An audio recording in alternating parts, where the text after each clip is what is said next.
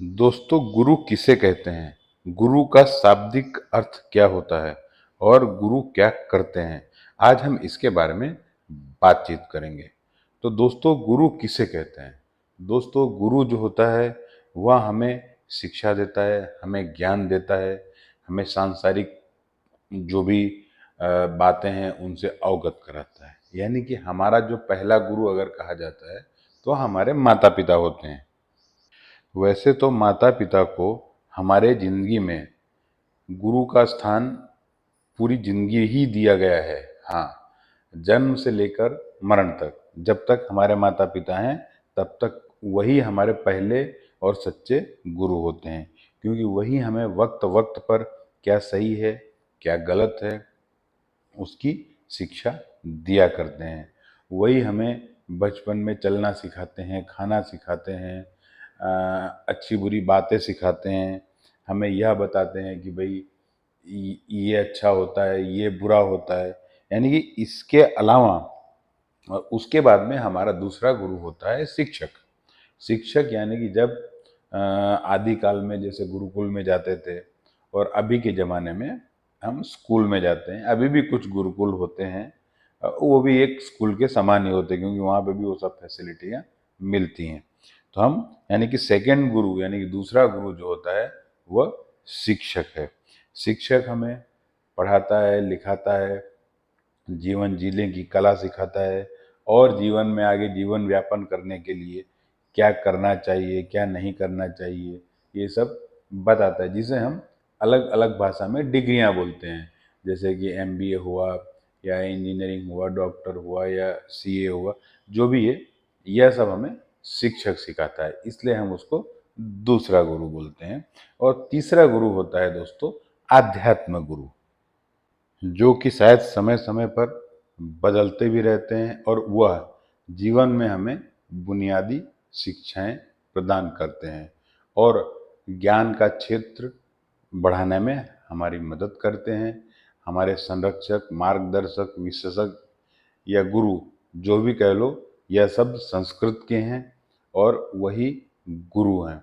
जैसे अखिल भारतीय परंपराओं में गुरु एक शिक्षक से अधिक होता है। हाँ, शिक्षक यानी कि उसकी एक लिमिट होती है, वहाँ तक का वो बताकर तुमको बंद कर देता है। परंतु जो गुरु है वह तुम्हें यानी कि तुम्हारे जीवन में परम गति की प्राप्ति हो वहाँ तक की शिक्षा देता है, इसलिए उसका स्थान सबसे ऊपर माना जाता है। जिस तरह से माता पिता का स्थान सबसे ऊपर माना जाता है।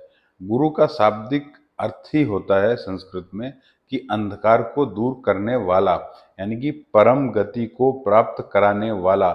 परंपरागत रूप से गुरु शिष्य यानी कि जैसे जिसको चेला बोलते हैं या छात्र के लिए यह एक शब्द है। गुरु एक परम पारदर्शक के रूप में सेवा प्रदान करता है, जो अपने अंदर के मूल्यों को ढालने में मदद करता है और उसके अनुभव, उसके ज्ञान के द्वारा वह अपने जो भी यानी कि उनका छात्र गिनो, उनका अनुयायी गिनो, यह सभी अपने गुरु के मार्गदर्शन के हिसाब से ही चलते हैं और गुरु जो है वो उनको सच्ची राह दिखाते हैं, उन्हें अच्छे बुरे का ज्ञान कराते हैं। हाँ, अच्छी बातें बताते हैं और जो भी उनकी मन में दुविधाएं होती हैं उनको दूर करते हैं। और गुरु का यही एक सच्चा कर्तव्य भी होता है। गुरु के लक्षण और गुरु का शब्द का अर्थ क्या होना चाहिए, गुरु कैसा होना चाहिए? दोस्तों, गुरु के जो लक्षण है वह बिल्कुल निस्वार्थ होने चाहिए। हाँ, गुरु को किसी भी तरह का स्वार्थ नहीं होना चाहिए अपने भक्तों के प्रिय।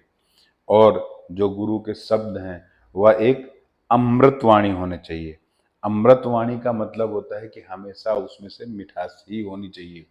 वह हमेशा अपने भक्तजनों का हित चाहे, हमेशा वह यही चाहे कि जैसे वह एक योग साधना या जो भी विषय है उस तरह से अपने भक्तों को परम परमात्मा की प्राप्ति की ओर ले जाएं।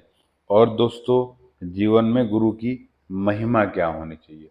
तो दोस्तों, हमें भी समझना चाहिए कि जीवन में गुरु की जो महिमा है वह बहुत अपार है। गुरु ही हमारे जीवन रूपी नैया को पार लगा सकता है।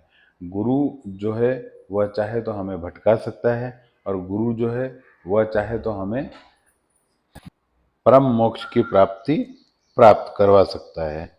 दोस्तों, गुरु ही सब कुछ है। हाँ, इसलिए गुरु का जीवन में होना बहुत ही जरूरी होता है।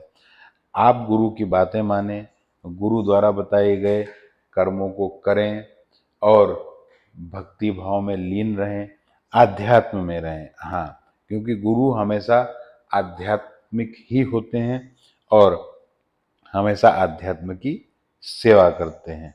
और गुरु की महिमा तो अनंत है।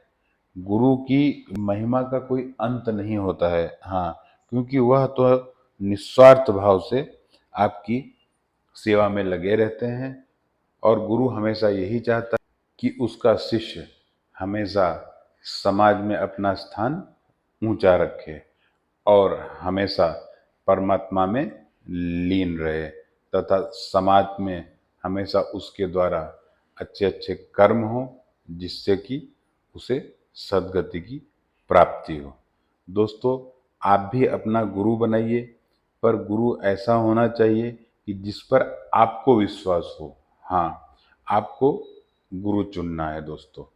तो दोस्तों, अच्छा गुरु चुनिए और अच्छे जीवन की प्राप्ति कीजिए। आपको चैनल अच्छा लगा हो तो सब्सक्राइब कीजिए। धन्यवाद।